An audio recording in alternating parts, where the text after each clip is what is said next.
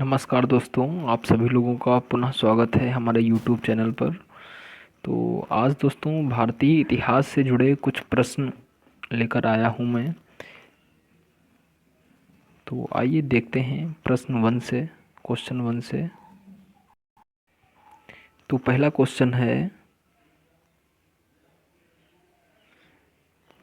Question है दोस्तों, मानव का प्राचीनतम इतिहास किस काल से संबंधित है? मानव का प्राचीनतम इतिहास किस काल से संबंधित है? तो ये पाषाण युग से संबंधित है। मानव का प्राचीनतम इतिहास जो था वो पाषाण युग से संबंधित है। ओके, आइए आगे देखते हैं। मानव जाति के विकास के जिस काल का कोई लिखित प्रमाण नहीं मिलता उस काल को क्या कहते हैं? तो उस काल को कहते हैं प्रागैतिहासिक काल, या इसको पाक इतिहास के नाम से भी जानते हैं, पाक इतिहास काल। तीसरा क्वेश्चन है, पुरापाषाण युग के हथियार किस चीज़ के बने होते थे? तो पुरापाषाण युग के हथियार जो थे वो पत्थर के बने होते थे, हड्डी के बने होते थे और लकड़ी के बने होते थे। आइए अगला क्वेश्चन देखते हैं।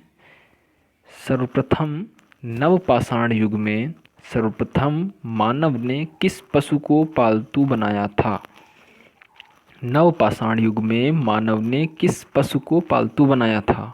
तो ये बनाया था, कुत्ते को बनाया था पालतू। अगला क्वेश्चन, कृषि के आविष्कार को मानव ने किस युग में पूरी तरह अपना लिया था?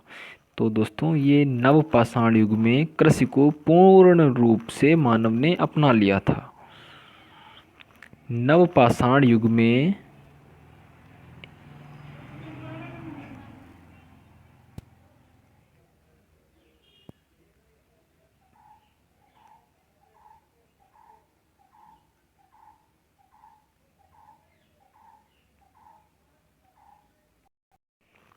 आइए दोस्तों देखते हैं अगला क्वेश्चन। नवपाषाण युग में एक महत्वपूर्ण औजार क्या था?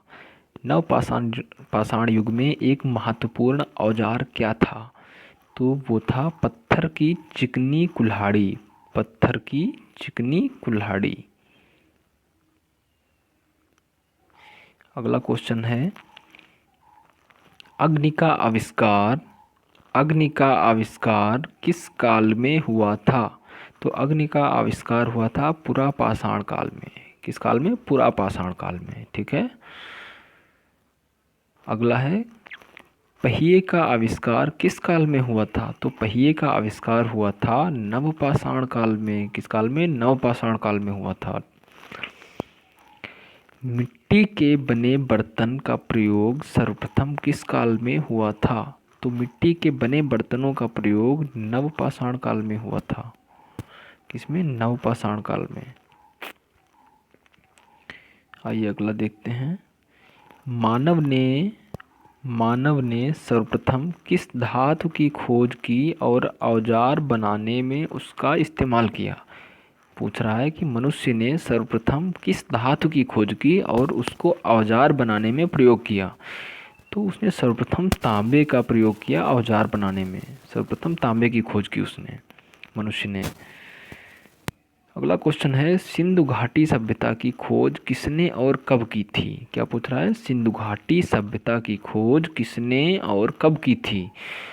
तो ब्रिटिश अधिकारी जो थे सर जॉन मार्शल की संरचना में श्री राय बहादुर दयाराम साहनी व राखलदास बनर्जी के द्वारा 1921 ईस्वी में सिंधु घाटी सभ्यता की खोज की थी। अगला क्वेश्चन देखते हैं। सिंधु घाटी सभ्यता को वर्तमान में क्या कहा जाता है? वर्तमान में सिंधु घाटी सभ्यता को किस नाम से जाना जाता है? क्या कहा जाता है? तो इसको कहा जाता है हड़प्पा सभ्यता। हड़प्पा सभ्यता। अगला क्वेश्चन देखते हैं। सिंधु घाटी सभ्यता का काल कब से कब तक था? तो ये इसका काल था 2350 ईसा पूर्व से 1750 ईसा पूर्व तक। नगरीय सभ्यता। सिंधु घाटी सभ्यता को क्या कहा जाता है? नगरीय सभ्यता कहा जाता है। ओके। सिंधु घाटी सभ्यता किन नदियों के किनारे विकसित हुई थी? सिंधु घाटी सभ्यता किन नदियों के किनारे विकसित हुई थी? तो सिंधु घाटी सभ्यता जो थी वो एक तो आपकी सिंधु नदी के किनारे विकसित हुई थी, दूसरी सिंधु नदी की सहायक नदियाँ जो थीं उनके किनारे विकसित हुई थी। अगला क्वेश्चन है, हड़प्पा नगर किस नदी के किनारे स्थित है? हड़प्पा जो नगर है वो किस नदी के किनारे स्थित है?